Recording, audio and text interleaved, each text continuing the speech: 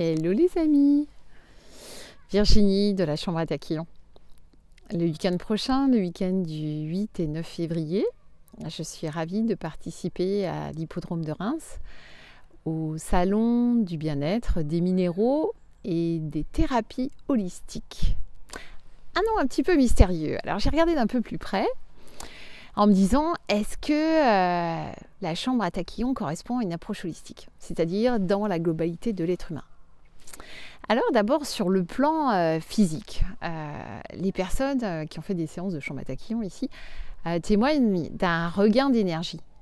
Vraiment cette énergie du changement, cette nouvelle vitalité, ce nouvel optimisme.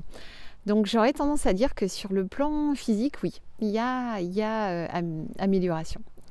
Après, sur le plan plus émotionnel, la deuxième composante, on peut dire, de l'être humain, avec la Chambre à Taquillon, les gens retrouvent de l'ancrage, une confiance en soi, le fait de prendre sa place, le fait d'être plus stable émotionnellement, c'est-à-dire quand une nouvelle un peu désagréable arrive, au lieu d'être emporté par le flux de ses émotions, de rester plutôt dans sa verticalité, voilà, de plier comme le roseau et de revenir avec résilience.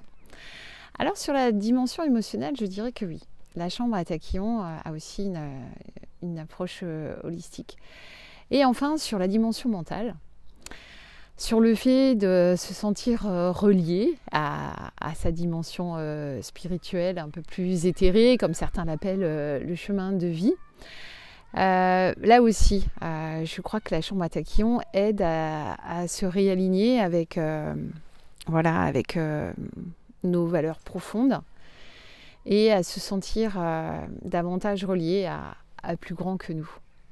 Alors oui, il me semble qu'on peut dire que la Chambre à Taquillon est une approche holistique. Bon ça alors, je me sens à l'aise, je serai à ma place au salon. De toute façon, bon, la partie bien-être, elle comprend tout, mais l'approche holistique, c'est une orientation intéressante qu'a donnée l'organisatrice. Et puis je voulais dire que j'étais très contente de faire cette vidéo au soleil parce qu'on a vraiment manqué de lumière ces derniers jours.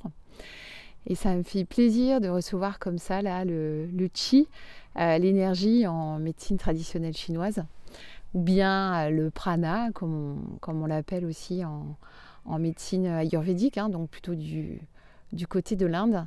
Voilà, c'est en tout cohérent et j'aime bien quand les choses sont comme ça, en alignement. Et je serai ravie de vous voir au salon pour parler de tout ça. À très vite!